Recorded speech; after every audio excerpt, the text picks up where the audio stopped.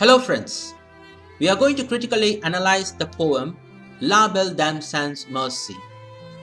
La Belle Dame Sans Merci was written by John Keats.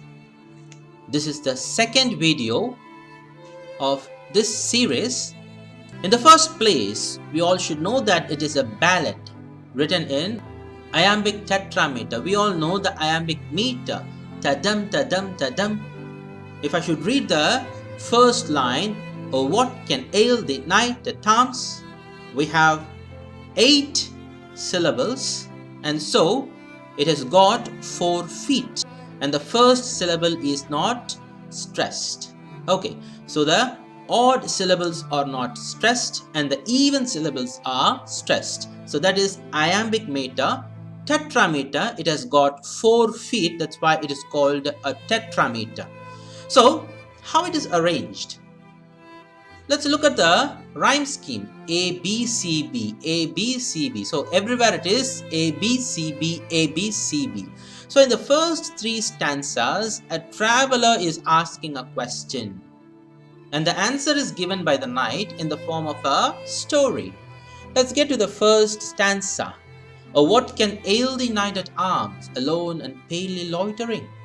The sedge is withered from the lake and no birds sing. I'm not going to read the whole poem. We have already had the reading session. So the question is asked in relation to the autumn season. My friend, this is the autumn season. What are you doing here? You are alone. You look pale. You look like a person who is cursed. What has happened to you? The sedge is withered from the lake. So that is an allusion to the autumn season. And you see, squirrel's granary is full, harvest done, which means the summer season has come to an end. Happiness is gone from the earth, and also there is no happiness on your face.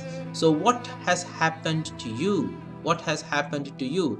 So the poem is divided into 4 quatrains, and of course it is one package of euphony because it is highly musical.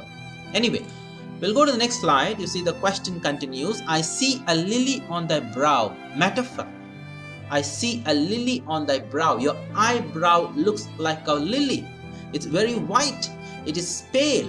I see a fading rose on your cheek. What has happened to your rosy cheeks? It is fading. It is also withering away. So 2 metaphors are employed here, and then the answer starts at this juncture. I met a lady in the meads, in the meadows. So she was a very beautiful lady, full, beautiful, a fairest child. Consonants, full, beautiful, a fairest child. And then alliteration in the next line. Her hair was long, her foot was light. That is alliteration. So she is a beautiful lady, a very perfect lady. What did I do? I placed her on my steed, on my horse, and nothing else saw all day long. For sideways would she lean and sing. So he was fully enchanted by the lady. We see a little bit of consonants, else saw, and then sideways would consonants. And then again, let's see, I made a garland for her head, alliteration. So I decorated with all kinds of flowers, which means there is an allusion made to the spring season. He met the lady in the full spring season. She found me roots, and in return, in this way, she tried to reciprocate her love. Different foods, roots, heavenly food, heavenly manna, honey wild.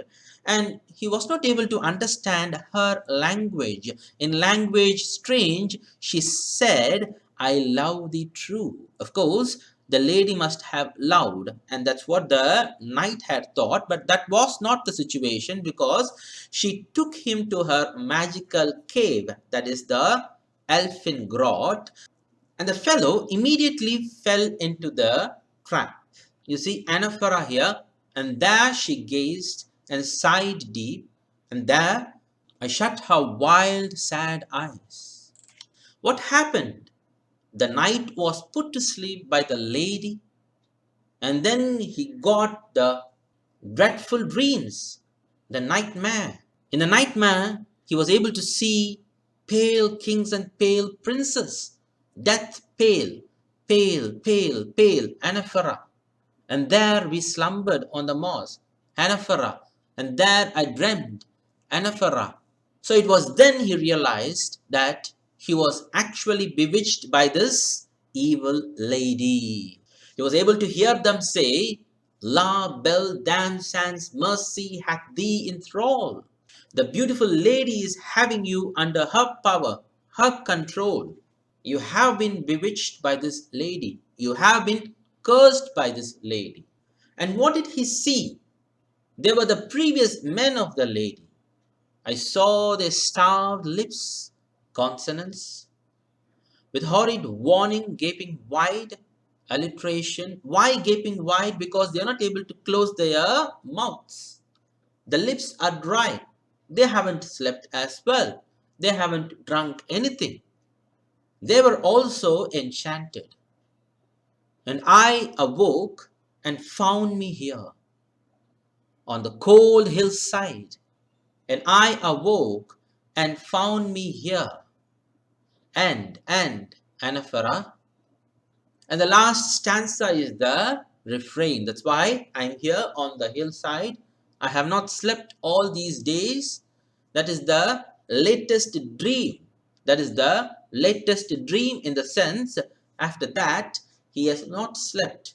And for several days, he has been loitering. That may be the meaning here. So he met her during the spring season, and now it is the autumn season. Winter is fast approaching. Let's get to some of the major themes of the poem. Deceptive love. How life is full of deception. It is only metaphorical of how attractions around us can deceive us at any moment. Femme fatale is another motive we find in some of the movies and novels where a woman paves way to the fall of the man, the protagonist. It is highly autobiographical, critics say, because it has so much to do with Keats' disappointments in life. In a metaphorical way, or in an extended metaphor, allegorically, he presents this story in a beautiful ballad. There is a difference between imagination and reality, appearance and reality. Death and horror can also be another theme. Obsession. The knight is obsessed with the woman, and deception. The woman makes use of the obsession in order to deceive the man. Mystery and supernatural. The story itself is mysterious because there are no fairies, and of course there are supernatural elements. You see a magical lady, and then on one fine day she leaves you. So thank you very much for listening. Thank you.